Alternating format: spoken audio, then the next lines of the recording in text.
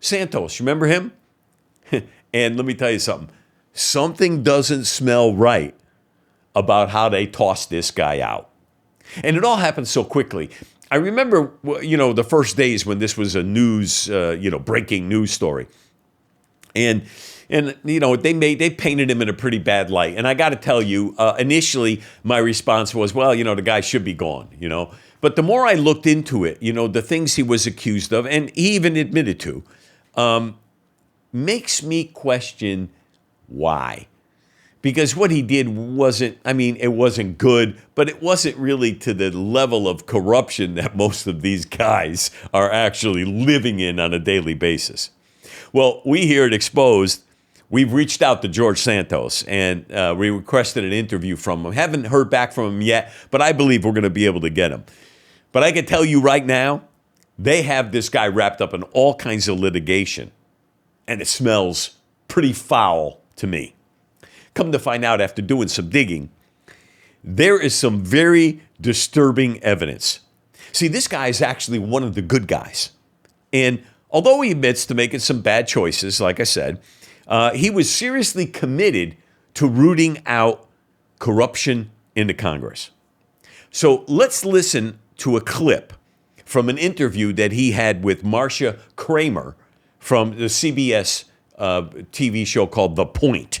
Here it is. As we're sitting here, there are Common Cause and some politicians, Senator John Liu, they're actually having a press conference outside your former office to say that there should be new laws that would strengthen candidate disclosure laws. How do you feel about that? I think that's fantastic. And it would hold Senator John Liu to a higher standard, especially after his embroilment with corruption here in New York City when he was comptroller. So I think if he would adhere to that standard, he wouldn't be a sitting senator today. I don't know about you, but I like this guy. I do. I like him. He's got a great demeanor about him. He's fairly bold and seems to be very knowledgeable in regard to the sitting senators and congressmen. Here's another clip. Watch this one. So after you left office, you vowed to file ethics complaints against a number of congresspeople from the New York metropolitan area. Mike Lawler, Nicole Maliotakis, Nick LaLota, and of course, Rob Menendez from New Jersey. Why, and have you? Well, Nicole Maliotakis, as I call her now, she's insider trading, and it's almost evident if you look at her disclosures. It's not hard to see a member. How do we prove that? Oh, it's very easy. She receives classified briefings as a member of the Ways and Means Committee. It takes a very competent FBI officer to go look at her trading and how it works, and just look at her communication. This is all digitized these days. It's not hard to see a person saying, hey, do this trade, just got a good tip. She's pushed back on that, though. Yeah, well, they all push back. But can somebody explain to me, how is it that she miraculously becomes a member of the committee and then she's doing trades on NYCB with the Signature Bank collapse just the day before, having an 80% stock hike? That's not a lucky trade, Marcia. That's a very well-informed trade. So Mike Lawler tells me the charges you made against him are completely false. No, they're not false either. If you go on the FEC and you look at Checkmate Strategies, which is one of the consulting firms who received the bulk of his campaign funds last cycle, he is a stakeholder, a third stakeholder in the company, which means campaign donors donate to his campaign, he hires his own firm, pays his own firm to do the services, and the money cycles back into his pocket. So did you ever file ethics complaints against any of these people, or are you planning on doing it? They're just a form that you can submit in the Office of Congressional Ethics. Any American can do it. I started penning them all up. I got caught up with everything else. I will be submitting them most likely tomorrow. It was supposed to be Monday. I didn't follow up on it. I got caught up with a whole lot of stuff I think everybody have seen. I've been a little busy, but that's all filled out.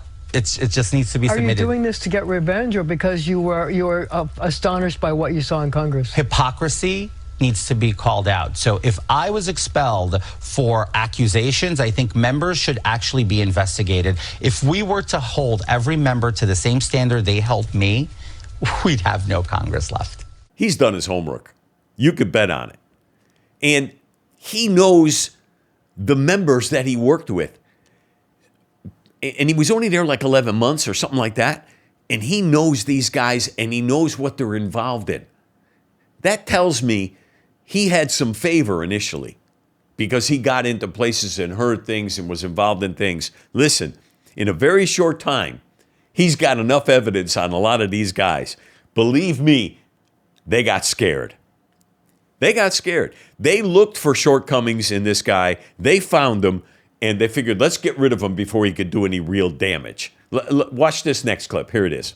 Exposing the rot is the only way that you change. And I think more people need to run for office with that same mentality, to go buck the corruption of the handshakes and how appropriations are done and how people get money for their districts. It's all based on corruption. It's a corrupt environment and system. So if I were to ever run again and go back to Washington, D.C., it would only be to continue weeding out all of that malfeasance that hurts the taxpayer at the end of the day.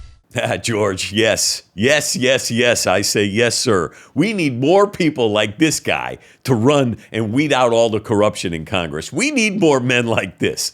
Watch this next clip. So let me ask you this question. What was the thing that most surprised you when you went to Washington and you found out how things were done? How the sausage was made, in your words? Well, essentially, when I saw lobbyists going into congressional offices and then leaving with a member of Congress to go out for drinks and dinner, and then I see appropriations get appropriated for those verticals the very next week during earmarks and as you're getting awarded, I'm like, those aren't community projects. Those are lobbyist projects. That's how the American people is being sold down a river. Did you try telling people that? I did.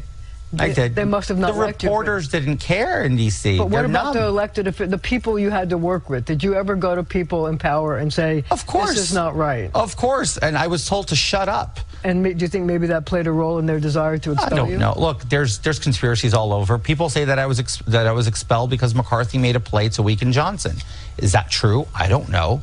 But that's a rumor in D.C. right now because he knew he was going to resign, and that I've never had a bad relationship with the former speaker, and I adore the current speaker, so I don't want that to be true, but that's a rumor. So there's a lot of rumors in D.C. The one thing I can tell you is every time I tried to raise red flags on bad behavior and on bad acts, I was told to shut up.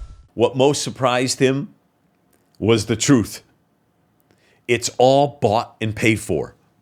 We're being sold out as the American people on a daily basis. And truth, nowhere to be found, and basically nobody really cares. They just want government to go on like it has been going on, day to day, week to week, month to month, year to year, doing the same old things over and over again. And they told them, just shut up. Just shut up. Leave us alone. Here's one more clip. So one last question. Matt Gaetz there's an ethics investigation into him too. He was one of your supporters. How do you feel that should end up? I think that they're going to weaponize the ethics process, and they're going to use a precedent they created with me and unseat a duly elected member of Congress without a single conviction on charges that the DOJ passed up and saying that there was no there. Oh, yes. See, Matt Gaetz, like I said, what he did in unseating McCarthy, I think was a great thing, worthy of praise. And one day, the truth may come out about it entirely. But I still believe McCarthy was a real deep insider. And he alluded to that same thing. Now, Santos had another interview with Ziwi. And she was pretty good on this interview, I got to tell you. She's really, really good at what she does. And the two of them had me laughing. I was in stitches. And all the more, I kind of like this guy. He's real down to earth, real. Even about his shortcomings, he's real. So watch this clip. Who else in Congress is committing fraud? They're all frauds. Name them. If you were to put me, name them. If you were to put them all under the same scrutiny I was put under, you'd vacate the whole goddamn building. Can I name them and you just wink if I? Go ahead. Marjorie Taylor Greene. No. Kevin McCarthy. Yes. Lindsey Graham. Yes. Matt Gaetz. No. Bob Menendez. Goldbar Menendez. Dan Goldman. He doesn't pay his rent. Dan is owing $180,000 worth of rent right now on his $45,000 monthly rent, which is what most Americans make a year. You let that shit sink in. The way you know everyone's business is humbling to me. He lays out the truth in a way that we may have all expected or suspected. But now we have some ammunition. Hopefully, we'll get more and more people like this guy in Congress who will rise to the calling of weeding out corruption in the government. You know, we need Americans to awaken to the truth. And listen, none of us are perfect. None of us got it all together. All of us have made mistakes. All of us have done things, you know, we were embarrassed about or you know, ashamed of, and we knew we shouldn't have done when we done them, but that's life. We need people to wake up to the truth. That I know for sure.